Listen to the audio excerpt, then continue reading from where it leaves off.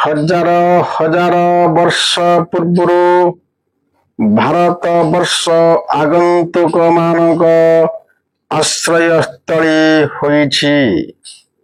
अनेक गोष्ठी गुड़िक भारत उपरे आक्रमण करिछन्ति। सेमानक मध्यरु केतेक भारत को लूट करी स्वस्थान को प्रत्यावर्तन करिथिबा स्थले अन्य केतेक हत्या लुंठन इत्यादि करिबा परे प्रत्यावर्तन न करी एठाकार निवासी होई जाइछन्ति। वेदरू प्रमाण मिलुछि जे द्राविड़ मानकर राजा बक्रासुर थिले। तांकर एक बड़ राज्य थिला। ताहांक पुत्रंक नाम थिला भारत। जहांक नामानुसारे ए देश नाम होइछि भारत। बक्रासुर, महासुर, बाणासुर, महिषासुर, गयासुर, बगासुर, मद्रासुर, हिरण्याक्ष, बाली, हिरण्यकश्यप, बलि, रावण, सुग्रीव, नरांतक, कंस, जरासंध, तक्षक, वासुकी आदि अनेक महा प्रतापी राजा माने एवं शक्तिशाली राजा मानकर वर्णना इतिहास रे देखिबा को मिले। एमानक शासन काल रे प्रजा माने अत्यंत सुख ओ शांति रे कालतिपात करुथिले। आमे देखिबा गौरवमय इतिहास कथा। बहु प्राचीन काल रे एशिया, आफ्रिका एवं पृथ्वीर अधिकांश स्थान रे दक्ष, पंडित, सुंदर और सबुठारु विचक्षण अधिवासी माने शासन करुथिले। इजिप्टी सभ्यता, मेसोपोटामिया सभ्यता, सिंधु सभ्यता, माया सभ्यता आदि पृथ्वीर अनेक प्राचीनतम सभ्यता एही अधिवासी द्वारा निर्मित होइथिला। नाग माने एही परि एक जातिर अधिवासी जो माने सिंधु उपत्यकार सभ्यता अर्थात सिंधु सभ्यता निर्माण करिथिले। नागद्वीप, नागमंडल, नागलोक, नागभूमि, चेरानाडु, चेरामंडल, जम्बू द्वीप आदि नामक राज्य देश और उपमहादेश रे एही अधिवासी माने बसवास करुथिले। असुर, राक्षस, पिशाच, निषाद, दानव, दैत्य और कलाश आदि गण रे एमाने परिचित थिले। एमानंकर आवास स्थल को नागमंडल कुहा जाउथिला। नाग माने विख्यात दार्शनिक, वैज्ञानिक, चिकित्सक, गणितज्ञ, कवि, कलाकार और कृषि विशारद थिले। एमाने प्रवीण शासनकर्ता मध्य थिले। एमानंकर भाषार नाम थला द्राविड़। आजिर विख्यात भाषा कन्नड़, तमिल, तेलुगु, मलयालम, तुलु, मराठी, कोलामी, पर्जी, नायकी, गंड, कोभी, कोंडा, माल्टा, एरन, पाली और ब्राह्मी भाषा इत्यादि द्राविड़ भाषार ही जन्म नेछि। ନାଗ ମାନଙ୍କୁ ହିଁ ଦ୍ରାବିଡ଼ କୁହାଯାଉଥିଲା, କାରଣ ଏମାନେ ଦ୍ରାବିଡ଼ ଭାଷା ବ୍ୟବହାର କରୁଥିଲେ। ମହେଞ୍ଜୋଦାରୋ ଓ ହରପ୍ପା ସଭ୍ୟତା ଏହି ନାଗମାନଙ୍କ ଦ୍ୱାରା ହିଁ ନିର୍ମିତ ହୋଇଥିଲା। ଏହି ସଭ୍ୟତାର ଲୋକମାନେ ସୁନା, ରୂପା, ତମ୍ବା, କଂସା ଓ ଟିଣର ବ୍ୟବହାର ଜାଣିଥିଲେ। ଏହି ଯୁଗକୁ ତାମ୍ର କାଂସ୍ୟ ଯୁଗ କୁହାଯାଉଥିଲା। ନଗରବାସୀମାନେ ଉନ୍ନତ ଜୀବନ ଯାପନ କରୁଥିଲେ। ଲୋକମାନେ ମେସୋପୋଟାମିଆ ସହିତ ବାଣିଜ୍ୟ ବ୍ୟାପାର କରୁଥିଲେ।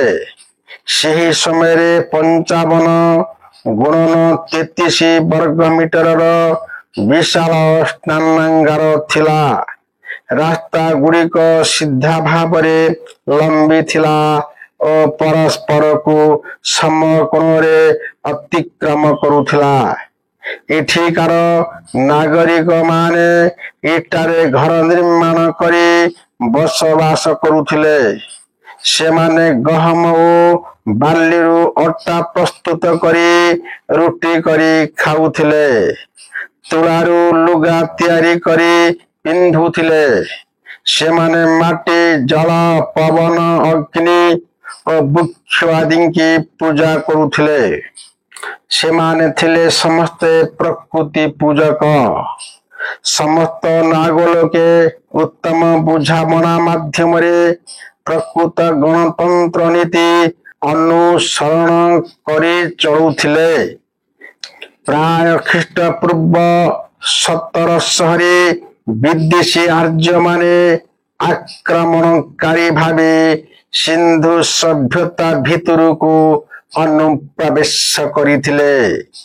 ସିନ୍ଧୁ ସଭ୍ୟତାର ନିର୍ମାତା ଦାନବ ଓ ରାକ୍ଷସ ରାଜାମାନେ ଏତେ ଦୟାଶୀଳ, ଭଦ୍ର, ନମ୍ର, ସରଳ ଓ ପରୋପକାରୀ ଥିଲେ ଯେ ଆର୍ଯ୍ୟମାନଙ୍କୁ ନିଜ ରାଜ୍ୟରେ ଆଶ୍ରୟ ଦେଇ ଚାଷବାସ କରି ଚଳିବା ପାଇଁ କିଛି ଭୂମି ଦାନ କରିଥିଲେ। ଏହି ଅପରିମାଣଦର୍ଶୀ ଦୟା ତଥା ପରୋପକାର ପରବର୍ତ୍ତୀ ସମୟରେ ନାଗମଣ୍ଡଳର ଅକଥନୀୟ ଦୁଃଖ ତଥା ଦୁର୍ଦ୍ଦଶାର କାରଣ ହେଲା। ଆର୍ଯ୍ୟମାନେ ଯେହେତୁ ଲୁହାର ବ୍ୟବହାର ଜାଣିଥିଲେ, ତେଣୁ ସେମାନେ କଳ କୌଶଳ ମାଧ୍ୟମରେ ଲୌହ ନିର୍ମିତ ଅସ୍ତ୍ର ଦ୍ୱାରା ଆକ୍ରମଣ କରି ସିନ୍ଧୁ ରାଜାମାନଙ୍କୁ ହତ୍ୟା କଲେ। ଆର୍ଯ୍ୟମାନେ ନାଗ ରାଜାମାନଙ୍କ ମଧ୍ୟରେ ଅଶାନ୍ତିର ବାତାବରଣ ତିଆରି କଲେ। ଫଳରେ ନାଗ ରାଜାମାନେ ଜଣେ ଅନ୍ୟ ଜଣର ଶତ୍ରୁ ହେବାକୁ ଲାଗିଲେ। ନାଗ ରାଜାମାନଙ୍କ ମଧ୍ୟରେ ସମାନତା ତଥା ଆନ୍ତରିକତାରେ ସମ୍ପର୍କ ରହିଲା ନାହିଁ। ତେଣୁ କରି ଆର୍ଯ୍ୟମାନେ ଚାଲାକି ଅର୍ଥାତ୍ କୂଟ, କପଟ, ଛଳନା ଦ୍ୱାରା ଦ୍ରାବିଡ଼ ରାଜାମାନଙ୍କୁ ହତ୍ୟା କରି ନିଜେ ସେଠାକାର ରାଜା ହୋଇଗଲେ। ସିନ୍ଧୁ ସଭ୍ୟତାରେ ଥିବା ବିରାଟ ବିରାଟ ନଦୀବନ୍ଧ ଗୁଡ଼ିକୁ ଆର୍ଯ୍ୟମାନେ ରାତ୍ରରେ ବିଳମ୍ବିତ ପ୍ରହରରେ ଭାଙ୍ଗିଦେବା ଫଳରେ ବହୁ ନାଗରିକ ମୃତ୍ୟୁ ମୁଖରେ ପଡ଼ିଲେ। ଅତି ସୁନ୍ଦର ନଗର ବ୍ୟବସ୍ଥାକୁ ଆର୍ଯ୍ୟମାନେ ଧ୍ୱଂସ ବିଧ୍ୱସ୍ତ କରିଦେଲେ। ଏହିଭଳି ଭାବରେ ହରପ୍ପା ଓ ମହେଞ୍ଜୋଦାରୋ ସଭ୍ୟତା ଧ୍ୱଂସ ହୋଇଥିଲା। ଅନେକ ନାଗ ରାଜ୍ୟ ଆର୍ଯ୍ୟମାନଙ୍କ ଅଧୀନକୁ ଚାଲି ଆସିଲା। ପରବର୍ତ୍ତୀ ସମୟରେ କୃତଘ୍ନ ଆର୍ଯ୍ୟମାନେ ଆସ୍ତେ ଆସ୍ତେ ସାମାଜିକ ରାଜନୈତିକ ବ୍ୟବସ୍ଥା ମାଧ୍ୟମରେ ସମାଜରେ 6743 ঊর্ধ্ব জাতি ବ୍ୟବସ୍ଥା ଲାଗୁ କରିଦେଲେ। ନାଗରାଜା ମାନେ ଜାତି ବ୍ୟବସ୍ଥାକୁ ମାନିଲେ ନାହିଁ। ତେଣୁ ଆର୍ଯ୍ୟ ମାନଙ୍କ ଓ ନାଗ ରାଜା ମାନଙ୍କ ମଧ୍ୟରେ ପ୍ରବଳ ଯୁଦ୍ଧ ଚାଲିଲା। ଏଇଭଳି ଗୌରବମୟ ନାଗ ସଭ୍ୟତା ପରିବର୍ତ୍ତେ ଅମାନବୀୟ ଆର୍ଯ୍ୟ ସଭ୍ୟତା ସ୍ଥାପିତ ହେଲା। ଆର୍ଯ୍ୟ ମାନେ ଧନଶାଳୀ ପ୍ରତିପତ୍ତିଶାଳୀ ହେବା ଫଳରେ ଅବାଧ ସ୍ତ୍ରୀ ସମ୍ଭୋଗ, ନିଶାପାନ, ସୋମରସ ଓ ସୁରାପାନ, ପଶା ଖେଳ ଇତ୍ୟାଦି ନିକୃଷ୍ଟ କାର୍ଯ୍ୟରେ ଲିପ୍ତ ରହିଲେ। ଏହି ସବୁ ପ୍ରଥା ରାଜ କାର୍ଯ୍ୟରେ ମଧ୍ୟ ପ୍ରଚଳନ ଆରମ୍ଭ କରିଦେଲେ। ଆର୍ଯ୍ୟ ମାନଙ୍କର ଏପରି ଅନୈତିକ ରାଜକାର୍ଯ୍ୟ ଅନ୍ୟମାନଙ୍କୁ ମଧ୍ୟ ପ୍ରଭାବିତ କଲା। ସାଧାରଣ ଲୋକ ମଧ୍ୟ ଏଭଳି କାର୍ଯ୍ୟରେ ଲିପ୍ତ ରହିବାରୁ ଅର୍ଥହାନି, ଜ୍ଞାନହାନି ଓ କର୍ମକୁଣ୍ଠତା ଆଦି ସମସ୍ୟାର ଶିକାର ହେଲେ। ଚୋରି, ଡକାୟତି, ନରହତ୍ୟା, ଧର୍ଷଣ, ବେଶ୍ୟାବୃତ୍ତି ଆଦି ଖରାପ କାର୍ଯ୍ୟ ସମାଜରେ ପ୍ରସାରିତ ହେଲା। ଆର୍ଯ୍ୟ ମାନଙ୍କର ଏଭଳି କୁଶ୍ଚିତ କାର୍ଯ୍ୟକୁ ବହୁ ନାଗ ରାଜା ବିରୋଧ କରି ଯୁଦ୍ଧ ଆରମ୍ଭ କଲେ।